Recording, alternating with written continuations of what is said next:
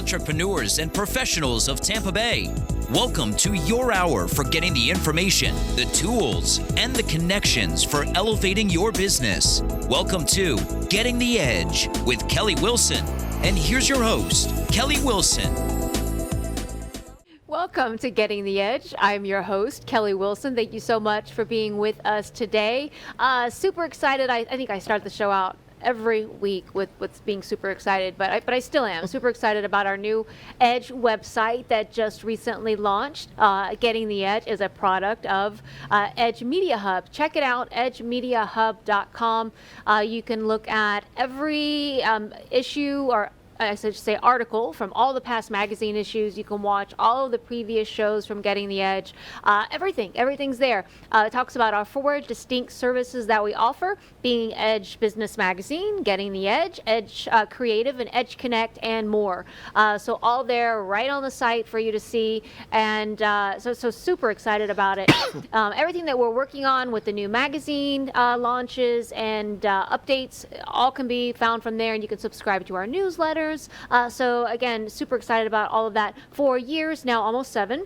And plus, I guess, considering all the time it took to get ready to create the organization. But for years, I've been building this community-based organization.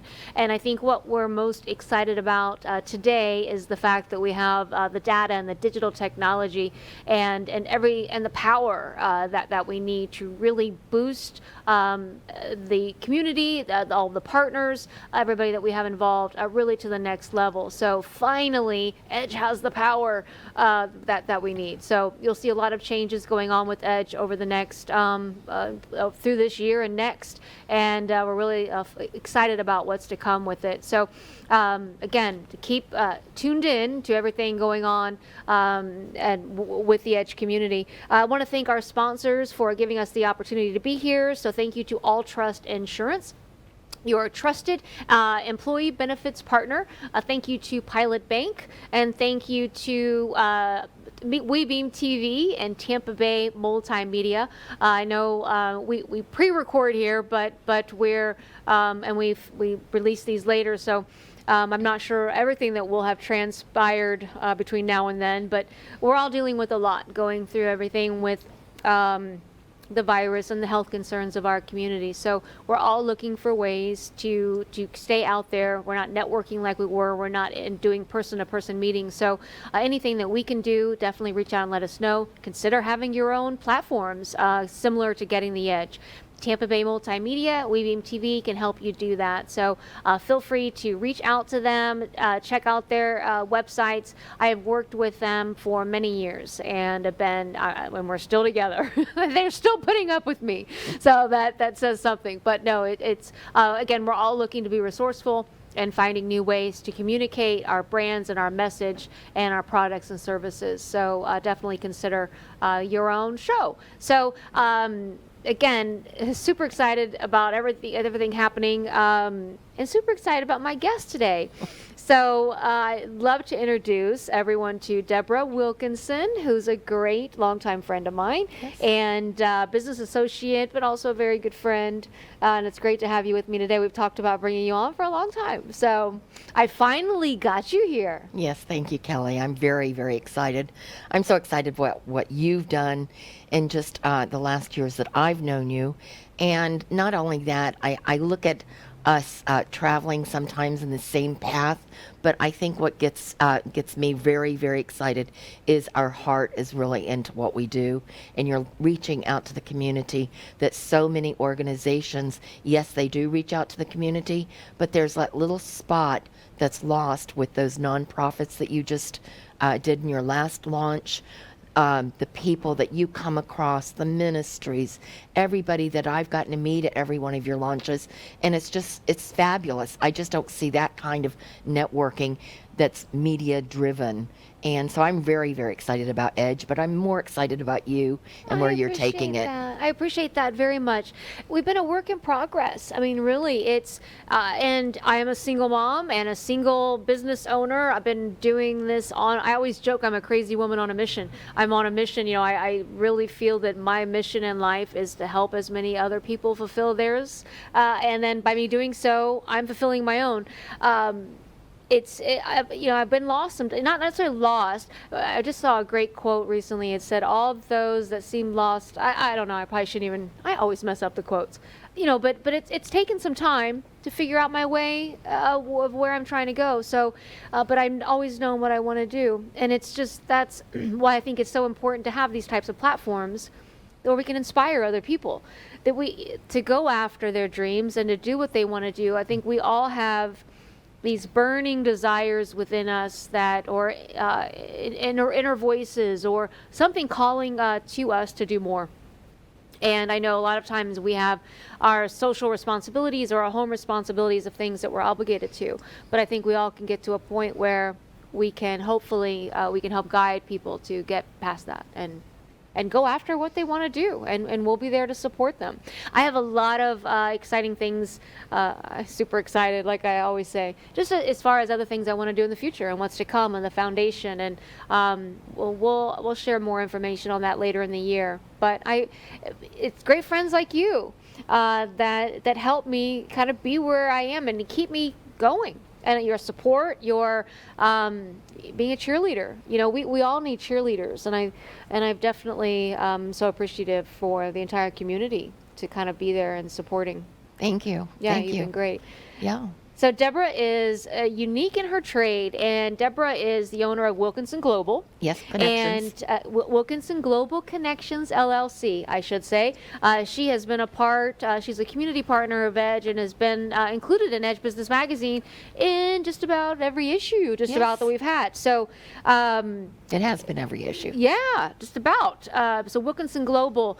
And so Deborah's really unique with international trade and protocol, and that's kind of where we met a few years ago in regards to international trade and protocol, and really working with the economic development corporations and bringing international trade and direct foreign investment, and it's really, I learned a lot from you in regards to just those, there's so much, and really business, and that's kind of some of the things we look forward to doing, and we hope we'll work together to do so, is adding an international component more so to the platforms. So with hopefully now with the power and the data and the analytics that we have now behind the brand, we'll be able to now to push this out to beyond just the Tampa region, although we love Tampa, and Tampa's home, but we hope we can be impactful beyond. But you're brilliant when it comes to international protocol, international trade, etiquette, and you really, there's so much to know.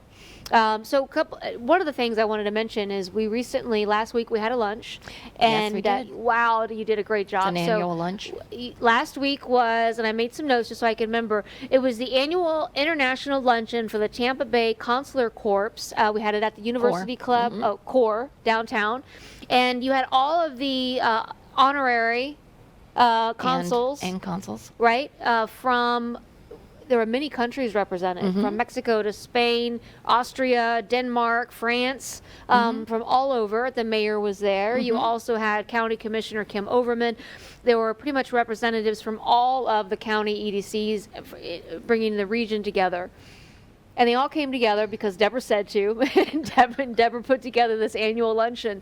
But it was great that everyone sat around this table and was able, with little flags like next to from where they represented it. It's beautiful how you set it up, and that is how I took away from it. It was so great to hear the mayor speak. It was great to hear the representative of these countries, the representatives of the community and the county, because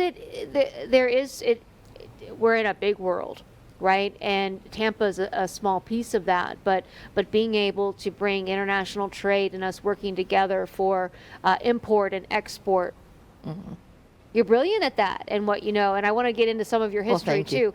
But how long did it take, putting all of that together and bringing the people together? Well, it usually takes me a good 3 to 4 months for the annual luncheon. And that's only because it has been going on since 2004. I took it over in 2012, and when I was brought over by our former mayor, Bob Buckhorn, and the county, I had to learn who all the players were here. But my assignment really was to come over and be the protocol officer for Mayor Buckhorn and the county, and at that time, the universities, just to be the voice of where we needed. So it did take a lot longer, 6 months, a lot longer than 3 months, because it is an annual lunch. One of the most coordinating everyone's schedules. and coordinating and schedules and everything. So one of the biggest things is making sure the mayor and the county, their calendars are completely empty at the dates we pick. So when I say that, we may get 3 dates, and then we've got to coordinate it with all the other players. Right. It's interesting when you're trying to coordinate a bunch of people together. It is. What now? When you say the word protocol, like what? How things are done? Is that how you refer to protocol? Well, it's how the way things are done, but it comes all the way down from the embassies, all the way down. The Air Force, believe it or not, was the very, very first protocol office, and to say that there's going to be protocol.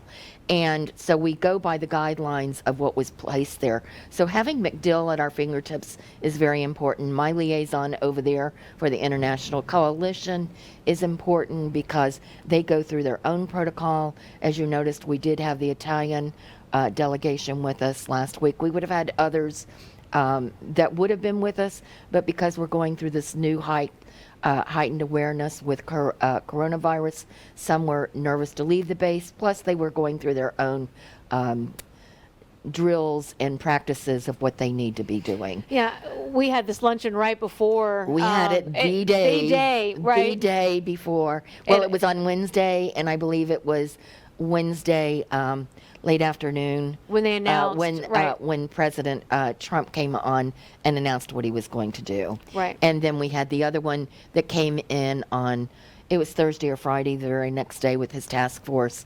And so when you look at the scale now, everyone is just scattered.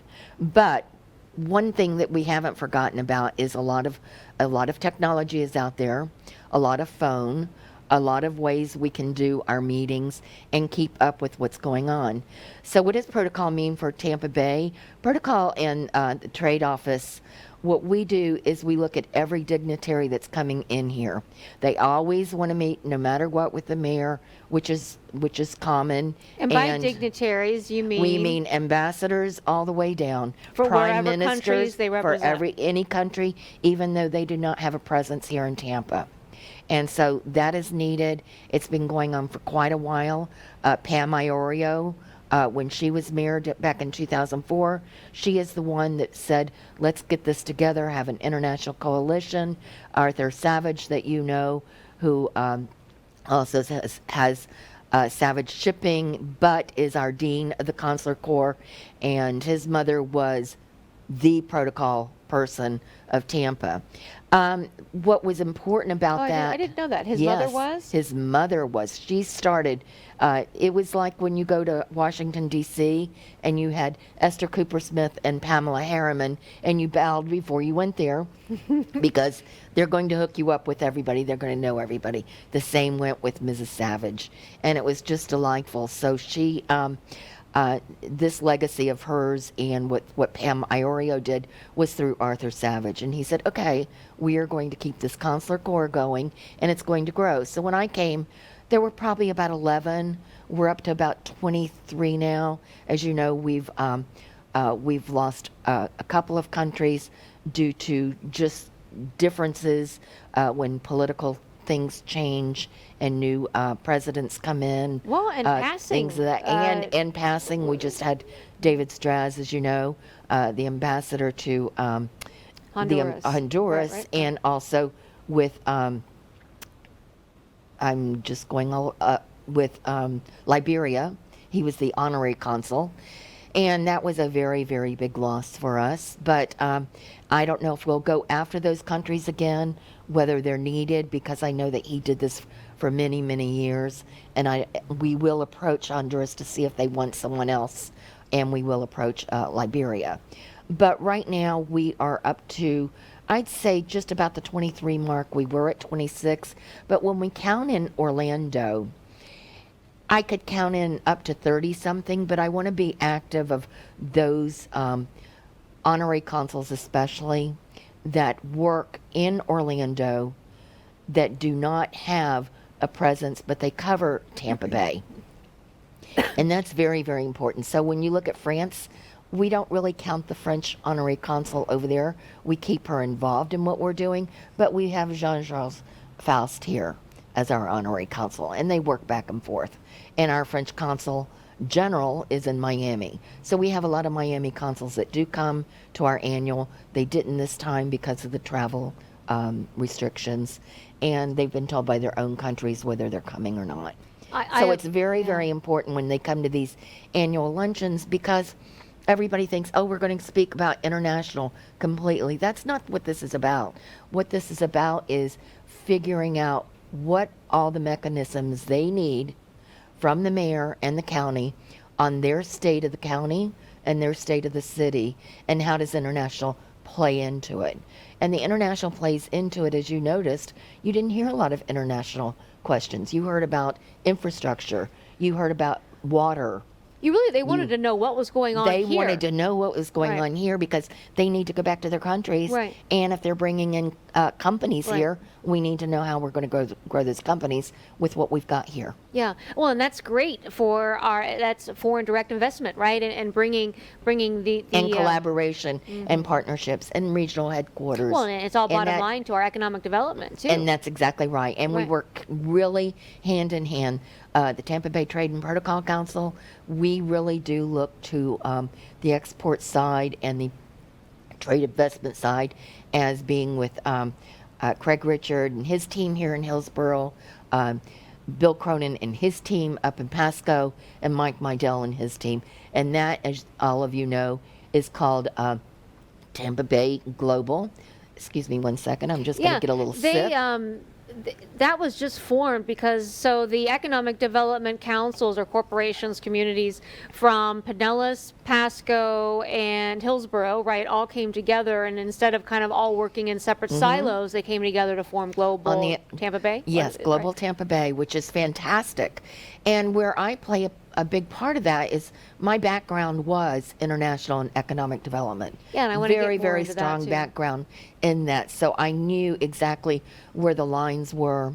I went with Mayor Buckhorn on 6 to 7 trips with him, and I set up his business to business with governments meetings, and also the liaison to sister cities. So that was very, very important. Well, and that's what sister we're cities hoping with Mayor Castor.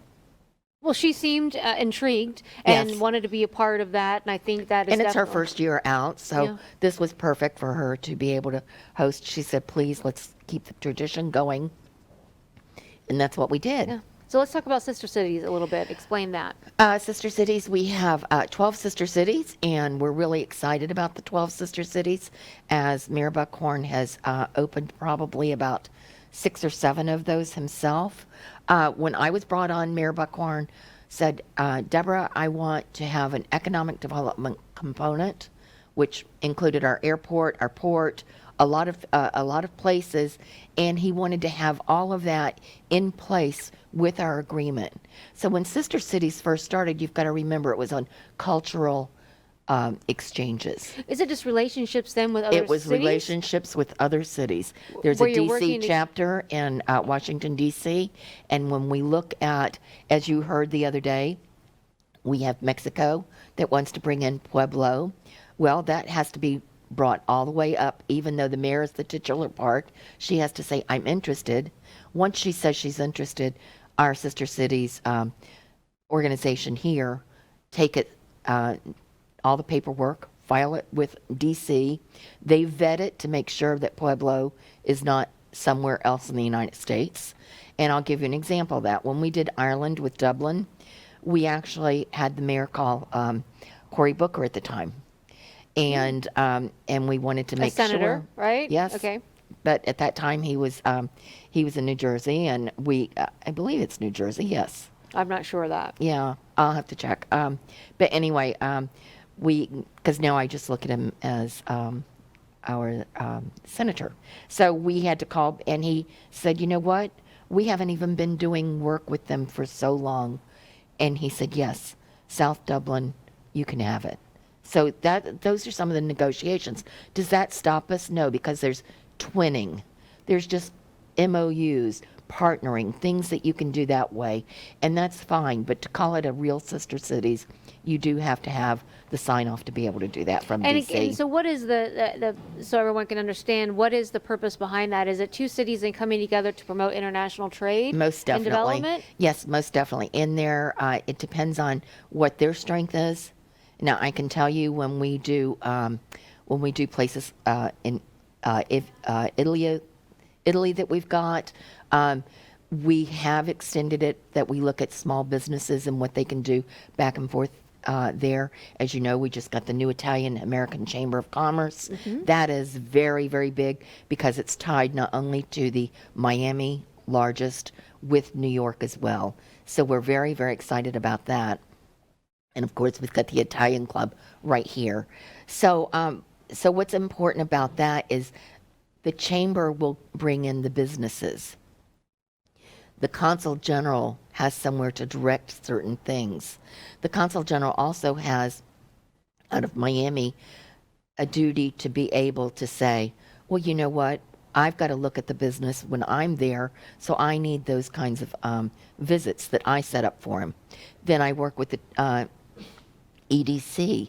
They look at their businesses and say, yes, we need him to see these businesses as well. So it's really, hand in hand with what we do.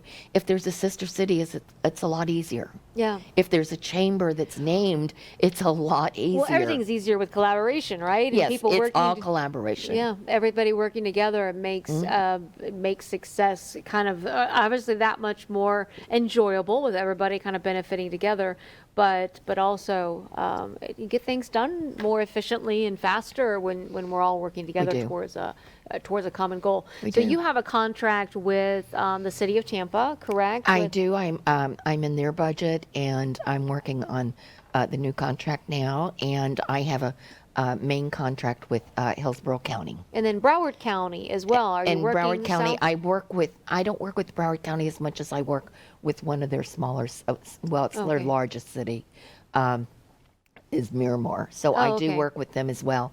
But that's because I have a home over there, and also I'm just not Tampa based. I go all over the United States Yeah, as well. yeah. Because people need the expertise of how do they collaborate, how do they strategize, how do they bring partners in, and should they open up sister cities? Should they open up consular corps? Should they be doing this? So I do a lot of, through Catherine Starkey up in Pasco, we do a lot of seminars over the phone and talk to all the international managers that are involved in international in all the different states, and we talk to them. So Norman Henning, our honorary consul, and myself just did a seminar for them over the phone. And Norma Henning represents Germany, right? Yes. Yeah. I tell you, when I first met you a few years ago, and I was very fortunate to have the opportunity to sit down in some of these meetings. And I am such a sponge that when I'm intrigued by something I don't know, I want to learn. And I was honored again to sit in these rooms with you and listen. And I couldn't participate a whole lot because I didn't really know, but we'd walk away from these meetings and I'd even ask, like, how do you know all this? And then you would tell me that this has been your life. Yeah, it has You been. have really for a lifetime been. Yeah. So, and then, so where are you from originally? North Carolina. So, and then tell us a little bit about your background. So then, okay, so North Carolina, what did you want to do when you grew up? Did you I really didn't think about it until probably my family moved to Florida when I was in 6th grade.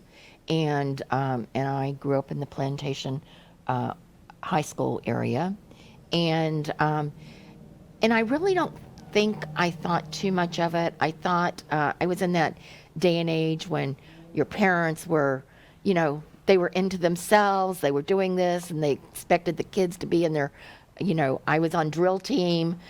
Friends of mine were cheerleaders. My brother played football. My stepbrother played football. So they were active in all of that. And all I knew is I wanted to get out of Florida and go to college. And so I went back to school up in North Carolina. And so you went back? to college. Yeah, I went back to school in North Carolina.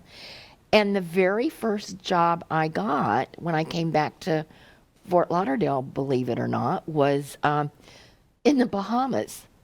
Oh, wow. So I worked with a Canadian and England company, UK company, and it was called Roy West Banking Corporation, Royal Bank of Canada, with NatWest, which was National Westminster Bank.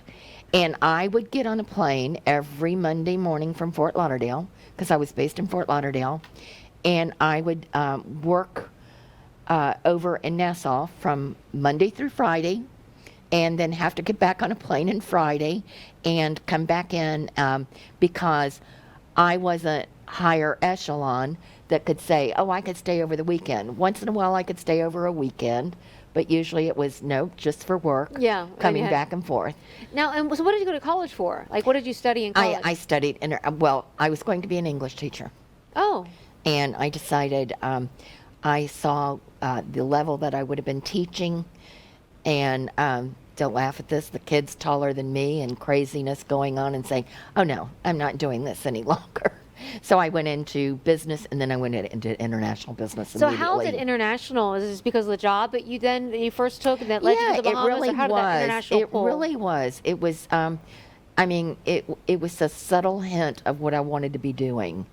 And I didn't realize that, but I knew that after that job, I needed to figure out where I was going to be, what I was going to be. I stayed in Seattle just a little bit longer, and then I went to D.C.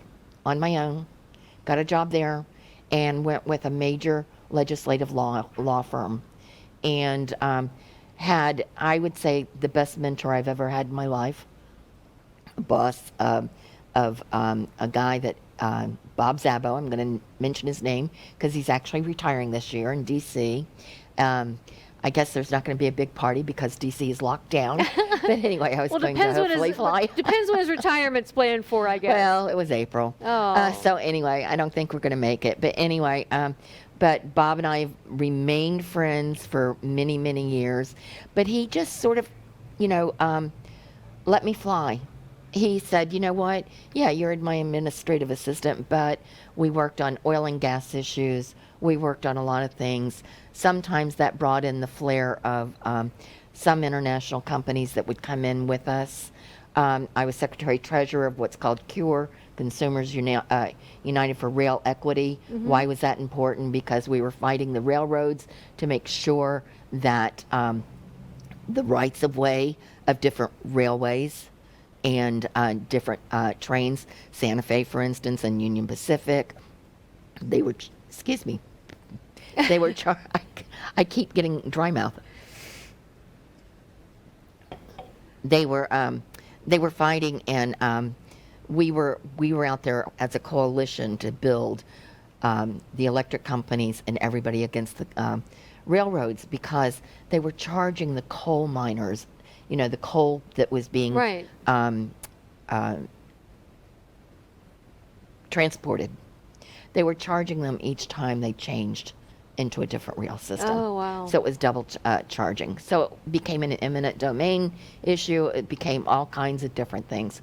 And then with oil and gas, I worked with a lot of companies in Midland. I was there when the crash came of, it was deregulation. And we had our main client come in. I'll never forget it. We're sitting at the Four Seasons, Bob and I, and one of the client's board members. And he walks in, and he's got his Stetson on. He's got a cigar in his mouth. And Bob says, what are you so excited about? And he says, because we just bought an oil well. I thought Bob was going to drop down. We both said, oh my gosh, what are you doing?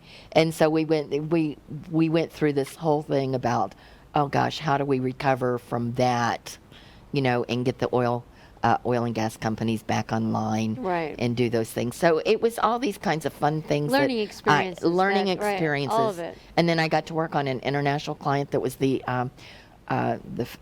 fruits and nuts out of California, no pun intended, but we went to Vegas for a conference there because we were trying to push through NIH legislation that there would be a major database for all these wonderful foods that kefir, all of those are made of.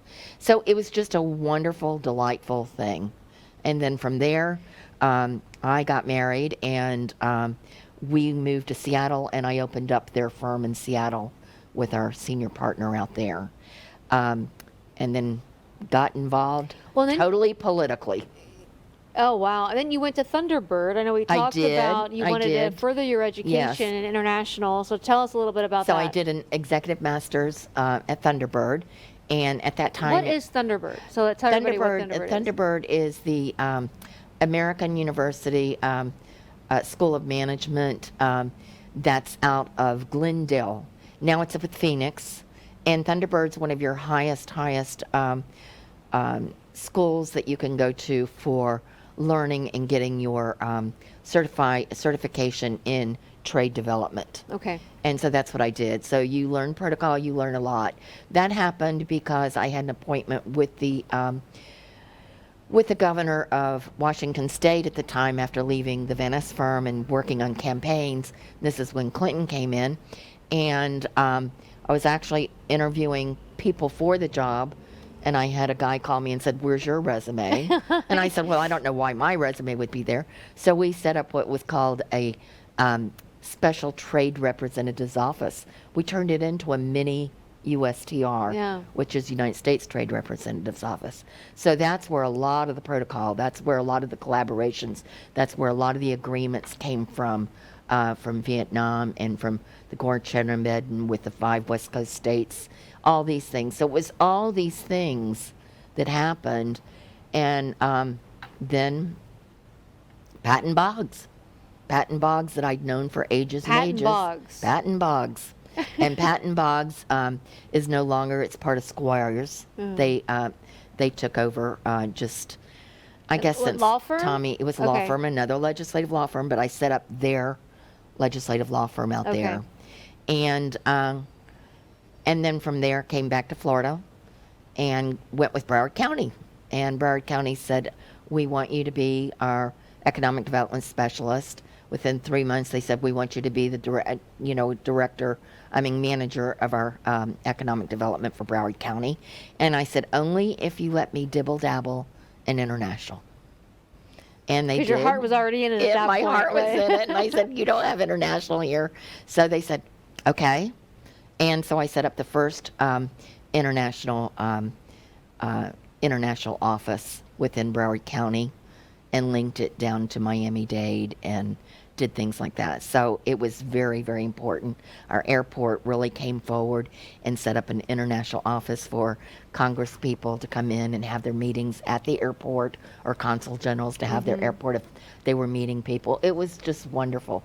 And that's how I was chosen to come over here. Yeah. I think sometimes, we're in our own bubble with Tampa in a sense that, and we're so busy in our everyday lives. That's why I was so intrigued every time I had the opportunity to sit and listen to you, was because it made me realize that there's this big world out there, and that there are people here on a regular basis that are representing and from other countries that are all doing business, and it's all about business and who can do business together, and import and export, and I really didn't know exactly what all of that meant. You heard of it, I watch the nightly news, world news, I hear it, but you really brought it kind of home and helped educate me on all of that. So well, I'm glad you got it, because my mother, it was constantly, "What do you do again?" Oh, you're still teaching. You're still. Oh my gosh, I have more family that you can imagine that says, "And what is it you do?" But it's interesting. The guy I was with for so long, he'd say, "I don't understand. I just don't." And I said, "Believe me, this is how I operate." Yeah, no, and it's like I said, I'm still a student. I'm still have much to learn. No, you're not. You're doing very well. But I thank you for including me in the luncheons and just everything that you've done. I thank you, because I've met a lot of people and I have learned a lot, and it's been I think great in widening my just my mission or vision or the opportunities that I see before me. So I just thank you for that. Well, I think the best thing with you is I really look at, I was so great to have a mentor, like I said. I always tried to find a mentor. That didn't always happen. I have to tell you, I traveled with a lot of mayors, a lot of governors, a lot of senators, congressmen, and USTR Department of Commerce. And I can tell you, Bob Buckhorn was probably one of the best people to travel with. I mean, I'm not going to call him so much a mentor as that he was quick on his feet. He understood. He got it. He was great with people. He was great with people, but not only that, he understood. Or is great with people, I guess. He is. He's still around, he's still great with yes. yes, he's still great with people. But the thing is in that position, he was exactly what he needed to be. Right. And I could, I'm not going to say I could read him, but he knew where he needed me to help him and where I needed him to help me. And it was just intertwined. We never had ill words, falling outs, nothing. Well, it was just him saying, I would look at him and I'd say, you are so dead tired right now. I've built some time that you've just got to stop, make some calls to family, make this, make that, because he would go, and that's what you want. That's what you want from a mayor. And then you've got other dignitaries that not from this area, but other dignitaries that you go to, and you end up being a babysitter. Well, and that's what I wanted to even kind of stress again. So everybody may not know, but you actually coordinate all of this. Every bit of it. The economic development they councils, do all the community business to corporations. business. Right. So they schedule a few trips a year where they're going to go, right? And so Exactly. you help coordinate all of Right. that with the mayor and with the mayor's schedule, and then you were there with them and travel with them, and then once you're there, you have to have a whole entire plan of how you're going to utilize the time that you're there. Yes. Right. So it's meeting with the dignitaries then of those countries that you're representing, and then other businesses where you could potentially match up businesses that are back here. Right. So there's so much detail in all of that. It's not that you're just hanging out with the mayor. I mean, you're coordinating a trip and his schedule. No, I can tell you. And you asked me how long it takes for annual meeting, and we'll get into other annual meetings, but or new events. But to do a mission properly, you better be out 6 to 8 months at the minimum. Right? Yeah. Minimum. You better the year before be processing where you're wanting to go. I mean, when former Mayor Buckhorn said to me, we went to a company to visit manufacturing, and it was Ireland. And he said, Deb, I really want to see this on hand. That was a year and a half ago that he had said that to me. And within a year and a half, we were putting that mission together. And it was only 20 people. It was wonderful. It opened doors for the chamber. The chamber had never been on an international mission. I think Bob Rohrlach at the chamber still has a very, very strong relationship with the chamber person that I went over and met that opened the door there. They've got their own memorandum of agreement. We have a sister cities out of it that we have Colin Breen of 4 Greenfields that Bob Buckhorn said, I want Colin to be on this mission with us. So we had that. Oh, wow. And then we had also, when we didn't stop there. This is what bothers me more than anything, is you go out and you do something like this. You need the reciprocal mission to come back. Otherwise, it's lost. So like them coming here and doing the same thing. Exactly. So a year later, we had them all come over here. And then we did almost the exact same setup they did for us with their county. We did it with our county, and we signed an MOU with our county at that time. So it's really, really important, that you don't forget who you're working with, why it's good for them to come here, whether it's a large group or whether it's a small group. Right. We've done it with Panama. We've done it with many places that we've worked with. And I know Sister Cities really tries to do this on their own with the community of making sure that they're certifying their Sister Cities agreements because they don't go to the wayside. Well, and there's so much collaboration and business opportunities, and then it really is it can enhance and really mean positively well for Tampa's economic development. When you think about anytime you're visiting these countries, and then talking about Tampa, and then them bringing a business here potentially, or any type of business, or when you look at importing other pieces of a product to manufacture maybe back here in the United States, or however it may work. Exactly. But it's just, again, I've learned, I've listened. You're doing well. But it's interesting to see that just all of the good that can come out of these mission trips. Yeah. And exactly. And so now the counties are still doing them on a regular basis, correct? Or some of the No, EDCs? right now, I don't think. Well, first of all, I do know the mayor. Not now, probably. No, but I do know that the mayor was scheduled to go back to Ireland and pick up on some of the things that Mayor Buckhorn was going to do, and that was going to be through the chamber. I can't say for sure, but I believe that mission probably, if not already, will be canceled because, as you heard from the president, this is going to take us into 60 days. We just got to visit Tampa Bay, where I have I'm co-located, and we are looking at 60 and 90 days now on rotation schedules, things of that sort. Well, I'm fortunate because of what I do. I can work from home very easily with my office there. How do you see this, since we brought up the health concerns of the community, how do you see this affecting global international trade and development in the future? Because this is always going to be something we deal with. Hopefully we will have a vaccine in the next year. Well, I think that we've always been, we have always been aware that just like with our fruits and vegetables and the flowers and things that those things bring in, but we've got mechanisms in place to be able to deal with all of that. And that's where our ports and our airports come in. So cargo really has not been that much of a problem because we have been able to put on those lists what vegetables can go through, what vegetables can't, or what fruits can go through, what fruits can't. And that's where you see your raising of prices sometimes, saying, oh, well, I just bought this a couple of months ago, but now it's sky high. And you've got to look at exactly what country it's coming from, or if it wasn't coming from a country, you were getting it at a lower price. Is it coming just now, state made? Well, we've seen brought some of. Well, I guess that's different. You talked about prom dresses, and I saw there was something on where people weren't able to get evening gowns and different things because so many of the gowns were made in China.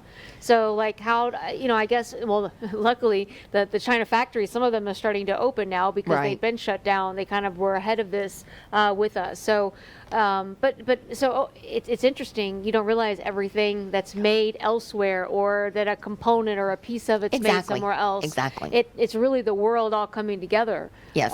Businesses are resourceful in finding ways to keep costs down, so they're able to find whatever their product may be.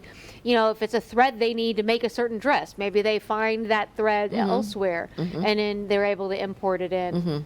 Correct. But it is going to affect prices. There's no doubt about it.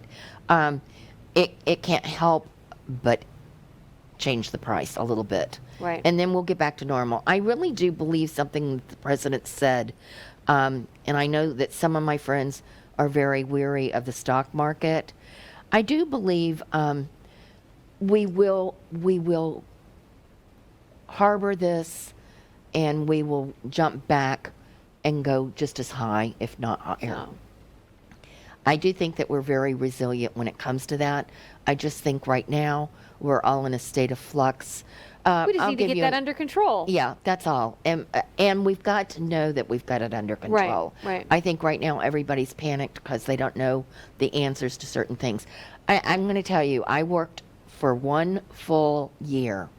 Since last May, there was this group called, this program called Experience Florida that the State Department brought in. And I went to the one in Orlando, and I immediately called before the Orlando event and said, this is going to be done in Tampa. We've got to do this in Tampa. And so I've worked on it since last June and setting up every single meeting, every single community leader that could be involved in it, going out and getting all the sponsorships, everything. That was to take place, believe it or not, May 5th through the 8th. That is just the email I got that was canceled, right? You just got the email from me today or yesterday. And it was really sad because the State Department's regional director that was in and out of here so much, and their ambassador of the State Department was coming to Tampa, and they were supposed to be at the luncheon last week. Well, you said these are schedules that you've booked out almost a year in advance. And we're talking about our airport and our port and our aquarium and the EOC and the police and sheriff, everything that a consul general and our EDCs and camels being on board. We're talking about, and then going to Manatee for a day. We're talking about an over $50,000 budget, which is small because we kept it very, we have great leaders here and we know how to get Right. different kinds of discounts where we need them. Right. Well, And everybody we know works how to together. get sponsorships. And it was just so sad. So today, well, I know that you had another interviewee, but today I had sent to all of our sponsors stating, please know that we will do this next year. But the person I worked with for so long, this was her legacy. She started 4 years ago when she came on, and she's the regional director of U.S. Department of State in Miami. She takes care of all consuls in the Southeast United States because that's her territory, all the way over to Texas. And Oh, wow. and what's really sad is she leaves and she goes I think over to Pakistan or one of the So she won't be here next year. no, Is that- she won't be here. So now her successor, we've got to be ready to see if they want to carry the program and to just revive it. Now, the good side of that is almost everybody said yes, they're on board if we revive it. So it's not going to take that length of time that it took so much time. And being Wilkinson Global and being Tampa Bay Trade and Protocol Council, that took a lot of time with all those schedules and those meetings since last June. Yeah.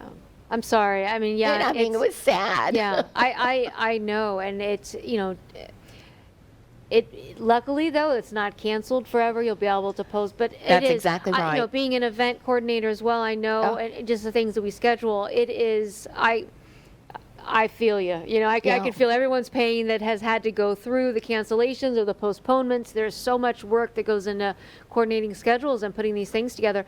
Not to mention being in different countries and having these different people coordinate. I can only imagine. We were going to have 64 missions, foreign missions come in. So that's 64 consul generals, and that's not even including our honorary consul list. That's the Wow. 64 consul generals that are in the Southeast. And then we were going to have ministers, and there was just so much going on there. But Well- we'll do it. Yes, you will. Yeah, A lot we'll do more it. to work on, and it's, you know, it's again, we're in unfamiliar territory. Nobody really expected this to happen, so we're all just making do, and it's stuff. You know, it's an adjustment for sure, but we'll make it through as a community. Yeah. So dealing with all of the different people that you do and different cultures, Yes. what are some of the things that you look for or have to do or help consult with in regards to the different representatives or dignitaries of other countries where cultures are completely different and people, I mean, so do you educate people on? Yes, I do. So Constantly, how does constantly. that process go? That process is doing, well, and I'll give you a for instance with this. The airport 2 years ago was going to be going to Japan, or maybe it was 3 or 4 years ago. My gosh, I can't even So remember sometime now. recent. Sometime ago. recent, yeah, some time ago. So they were going to be going to Japan, and I got a call from their vice president, who's handles all of the bringing in the new airlines, really looking at what's needed, blah blah blah. I get a call. Okay, can you please come over and give us a protocol lesson. Well, of all countries, you're saying Japan, where books are, this high of protocol.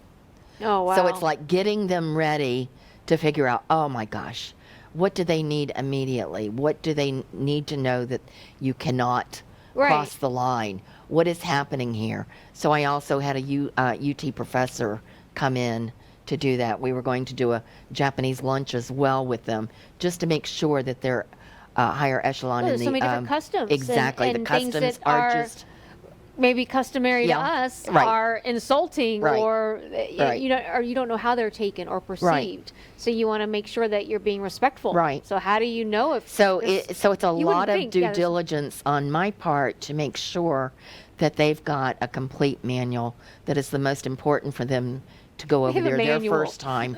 Well, it's a small, of each country and a that I do for them, and a reference. And making sure that I've talked to, I'm very, very close to our consul generals, and I'm very, very close to Japan. I sit on the advisory board for the Southeast United States Japan Society. That's made up of 7 Southeast states, including Florida. We have next year, everybody, we will have the 2021 here. We go to Japan in 2020, and then it comes back here. Every other year, we go to Japan, Tokyo, and we go to every other state when we come back into the States. So it's Florida's turn. So what is that exactly? That is bringing in major Japanese companies. That's a whole sister cities relationship. The Southeast United States, Japan. And it's a higher level of the sister cities. And we've been doing this for many years. Everybody thinks that the cherry trees are only in Washington, D.C. Well, the very first cherry tree is in Macon, Georgia. It was given there, and it's on the campus, and it's one of the most beautiful places to go to see. But it takes a lot of due diligence. I'll give you a little bit of a awkward, but it turned out to be funny story. We were in China, and China's got the Mandarin side, and it's got the Cantonese side, and then you've got Hong Kong, totally different. Now, do you speak other language? I speak French. I speak some French, and the mayor asked. I'm regressing for a second. The mayor asked me in my interview, he said, what other languages do you speak? And I said, I speak a little bit of French. And he said, what about Spanish? And I said, what would this be used for? And he said, when we go on trips. And I said, Mayor, even if I spoke fluent Spanish, I would hire an interpreter for you, because I'm not going to interpret any Spanish or any French I know. And he said, oh. And I said, you would do the same thing if you were, going, or not going, but bringing somebody here. Right. And they would hire their own interpreter. Right. So, exactly. Yeah. So, you have to be on your feet with that. So going back to the Mandarin. So the Mandarin, what happened was we had a doctor who was the chair of the Broward County Commission Board. And he wanted to go to China. So we went into China, and we'd gone to Chengdu, which is the Sichuan area. We'd gone to Beijing because that's the government area. We'd come into Hong Kong in the beginning. We'd gone to Guangzhou, that's the Cantonese area. So he had picked out these gifts he wanted to give. And they were beautiful. But it was a pyramid. It's like the apex. You're going up, and this is wonderful. We were in Shanghai, and at 2 a.m. in the morning, I was literally with one of the State Department people from the State Department. I was literally wrapping new gifts and figuring out what to give, because in Shanghai, the pyramid is a bad symbol. Oh, wow. Somebody decided that they wanted, when they rebuilt part of Shanghai, they wanted these beautiful buildings with these pyramids on it, and didn't think, and they're all empty. All of them are empty. So you can't give a pyramid Right. and use certain numbers and do certain colors and things like that. So there's a lot of work it goes in. Every mission I've ever taken, we've always done a complete protocol session before we ever get there. It's, It's it's fun, but it's another part of the world yeah, where things are done it's- differently and different things are accepted and not accepted. Exactly. And anyway, the time goes so fast. It really does. I love sitting and talking with you because I've learned so much, and like I said, I'm already a sponge. But when I get around those that I feel like I can learn, which I can learn from everybody, but I really enjoy, and I'm thankful for you again for letting me hang out with you all the time and picking up on all your knowledge. Well, listen, I'm meeting your friends now, which is great. I love it. Any questions in regards to international protocol, or any questions that you might have in regards to something going on, trade, definitely reach out to Deborah Wilkinson and Wilkinson Global Connections, LLC. Email info at, what's your email? Deborah at. Deborah at. We have it on the Yes, screen. you do. Deborah at wilkinsonglobal.com. Right. I just want to give one last thing. I started out with, I had a great mentor. My mentoring is literally with young women. Yeah. I think it's very, very important, whether they're going into international or any type of business, that they need to be mentored Well, you've and know been what one they're for doing. me. So we got I 4 love seconds. this. All right. So- Well, thank you so much for being with us today. Until next time, never stop dreaming. We'll see you soon. Thank you. Thank you.